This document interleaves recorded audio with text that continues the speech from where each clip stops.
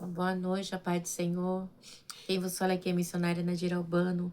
Hoje é dia 26 de janeiro de 2025, hoje é uma segunda-feira, né? Estamos começando mais um momento de João 3,30, que ele cresça, que eu diminua. Como de costume, vamos estar orando e logo em seguida vamos estar passando para a preciosa palavra do Senhor, amém? Meu Deus, meu Pai, em nome de Jesus, mais uma vez eu entro em sua santa presença, pedindo perdão pelas minhas falhas, pelos meus pecados que são inúmeros. Meu Deus, eu apresento o meu lar, a família, o ministério, o chamado, todos têm convidado a minha pessoa. Apresento também, meu Deus, a vida desse irmão, dessa irmã que vai estar do outro lado ouvindo a ministração dessa palavra. Se eu posso estar alcançando, guardando, livrando, libertando, cortando laços, quebrando arcos, fazendo toda a obra das trevas, é que eu te peço nesta hora, meu Deus, em nome do Pai, do Filho e do Espírito Santo de Deus. Amém? Preciosa palavra do Senhor, a gente está em Esdras 9. A oração de Esdras, tá? Depois que foram feitas essas coisas, os líderes vieram dizer-me: o povo de Israel, inclusive os sacerdotes, os levitas, não mantiveram separados os povos vizinhos e de suas práticas repugnantes, como dos cananeus, dos hetitas, dos fariseus, dos jebuseus, dos amonitas, dos moabitas, dos egípcios e dos amorreus. Meu Deus, meu Pai, em nome de Jesus, essa é a sua santa e preciosa palavra no momento de João 3,30. Nessa hora, meu Deus, eu entro mais uma vez na sua santa presença, pedindo perdão pelas minhas falhas, pelos meus pecados, que são inúmeros. Meu Deus, porque este momento é para ministrar a tua palavra, que eu diminua, que o Senhor cresça, meu Deus, porque não é sobre mim, é sobre ti, é sobre Deus Pai, Deus Filho, Deus Espírito Santo de Deus, é sobre Jesus, decanta, lamanda, filho, decanta, a palavra viva, que eu estou ministrando, é o próprio Jesus. Senhor, me ajuda, Pai, a ministrar a tua palavra, Senhor, que eu diminua, que o Senhor cresça sempre, é o que eu te peço nessa hora, em nome do Pai, do Filho e do Espírito Santo de Deus, amém, Jesus, amém? Amém, glória a Deus. Então, igreja, a palavra do Senhor vai dizer assim, né? Depois que foram feitas essas coisas, os líderes vieram dizer-me: o povo de Israel, inclusive os sacerdotes, os levitas, não se mantiveram separados do povo vizinho de suas práticas repugnantes, como dos cananeus, dos hetitas, dos fariseus, dos jebuseus, dos amonitas, dos moabitas, dos egípcios, dos amorreus. Como assim? Depois que foram feitas essas coisas o quê? Eles levaram a prata, o ouro para o templo, né? E ali estabeleceram os sacerdotes, os levitas. Então, assim, eles entregaram, assim, foram tudo. De novo. Tá bom, meu amor. E aí, eles fizeram tudo, toda essa situação. Peraí, deixa a mamãe acabar a live aqui que eu já vou falar com você, tá bom? E aí, eles fizeram toda essa situação. Esdra fez tudo, né? E aí, eles descobriram que o povo não estava separado. Por quê, igreja? O que acontece? Né? Então, assim, casar-se com pessoas que não pertenciam ao Senhor era um ato de infidelidade para, né, ali, para o povo de Israel, né? Tudo bem que aqui a gente está falando do Reino do Norte e Reino do Sul, a gente está falando aqui literalmente aqui do Reino do Sul, tá? Que é Judá e Benjamim. Mas, e houve muita misturança ali do povo de Israel em geral, né? Então, não era mais, tinha tido casamentos mistos, que era proibido por Deus, né? Então, isso, assim, casamento com estrangeiros, então, assim, não era mais o povo judaico puro. E o que acontece? Vamos prosseguir. Eles e seus filhos se casaram com mulheres daqueles povos, e com eles misturaram as descendências santa, e os líderes e os oficiais estão à frente dessa atitude infiel. Então, eles sabiam de tudo que estava ocorrendo, porque não era uma coisinha simples, tá? Porque era tido assim, era um decreto, não poderia se misturar, né? E fala aqui que os líderes, né, eles sabiam, porque era uma descendência santa. A tribo de Judá e Benjamim era a descendência santa de Deus, né?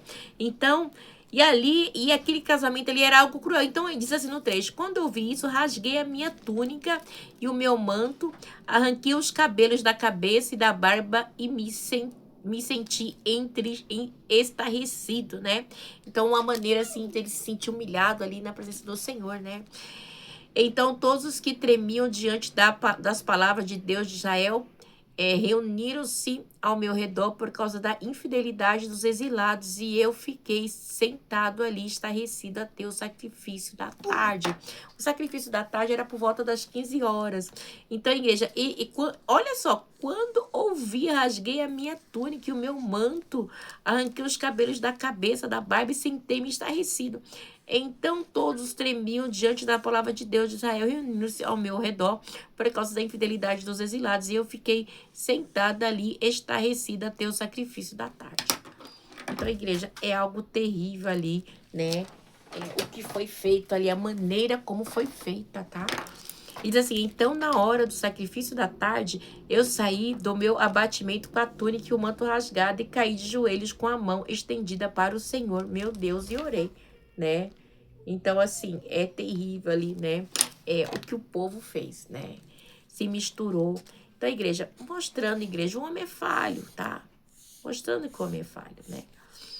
E orei ao meu Deus, estou por demais envergonhado, humilhado,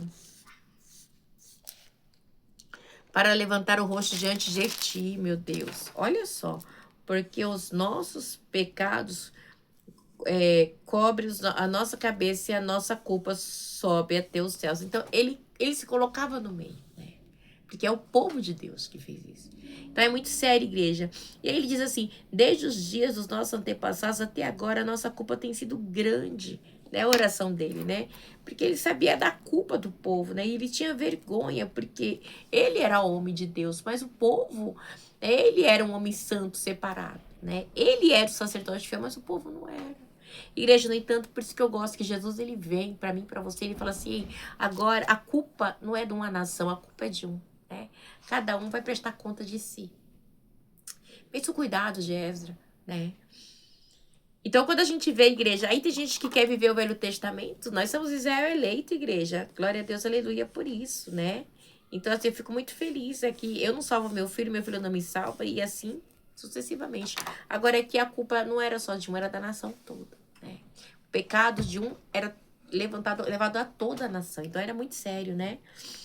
E vamos lá de novo no 7. Desde os dias dos nossos antepassados até agora, nossa culpa tem sido grande por causa dos nossos pecados. Nós, os nossos reis, os nossos sacerdotes, temos sido entregue, nossos reis e os nossos sacerdotes, olha só, temos sido entregue à espada e ao cativeiro, ao despojo e à humilhação nas mãos de reis estrangeiros, como acontece hoje por causa de quê?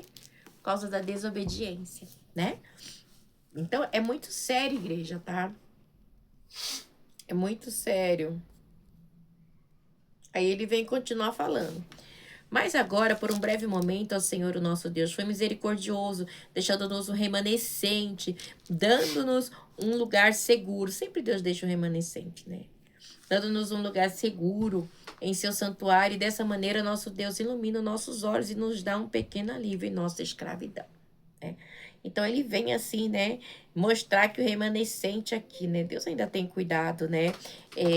Deus ainda estava iluminando, Deus ainda estava guardando. Decanta, lá manda filho, decanta, né? E dessa maneira, o nosso Deus ilumina nossos olhos e nos dá um pequeno alívio em nossa escravidão. Somos escravos, mas o nosso Deus não nos abandonou na escravidão. Ele tem sido bondoso conosco diante dos reis das Pérsias. Ele nos deu vida ele nos deu vida nova para reconstruir o templo do nosso Deus e levantar suas ruínas, e nos deu um muro de proteção em Judá e em Jerusalém, né?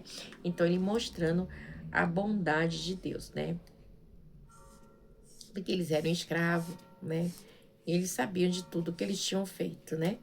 E um muro de proteção em Judá e em Jerusalém. Prosseguimos.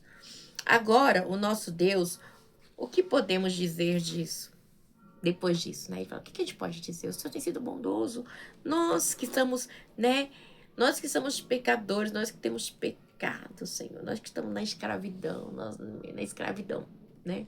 O pecado do povo era terrível. E Deus não abandonou o povo na escravidão, no exílio, que eles mesmos, né, caminharam com seus próprios pés, né? E agora, o nosso Deus, o que podemos dizer depois disso? Pois nós abandonamos os mandamentos, nos deste por meio dos teus servos, os profetas, quando disse a terra que vocês estão conquistando está contaminada pelas práticas repugnantes dos seus povos. Com essas práticas, eles encheram de impureza toda essa terra. Por isso, não dei as suas filhas em casamento aos filhos deles, nem aceite as filhas deles para os filhos de vocês. Nunca procurem o bem-estar e prosperidade desse povo, para que vocês sejam fortes e desfrute os bons produtos da terra e deixe para os seus filhos como herança eterna, né? Olha só, a igreja que forte. Vamos ler de novo? No 10. E agora, nosso Deus, o que podemos dizer depois disso? Pois nós abandonamos os mandamentos, nos deste por meio dos teus servos, os profetas, quando disseste a terra que vocês estão conquistando está contaminada pelas práticas repugnantes dos seus povos. Quem? Dos Ebuseus, dos Jabuseus, dos Emorreu. E eles foram lá se misturar na igreja. E a gente sabe que era... Deus falava, a terra dos hititas, não vai, não se misture, né? O povo pagão. Com essas práticas, eles encheram de impureza toda a terra. Então, a terra em si, santo, era só o povo de Israel, que Deus havia separado, o povo santo, né? Por isso, não deem as suas filhas em casamento aos filhos deles, nem aceite as filhas deles para os filhos de vocês. Nunca procure bem-estar e a prosperidade desse povo, para que vocês sejam fortes e desfrute os bons produtos da terra e os deixe para os seus filhos como herança eterna. Mas eles foram o que, a igreja? Né? Foram lá se misturar em casamento. Então, quando Esdras se vê envergonhado por causa disso, muito sério, igreja, porque era uma ordenança, era um mandamento de Deus para o povo, né?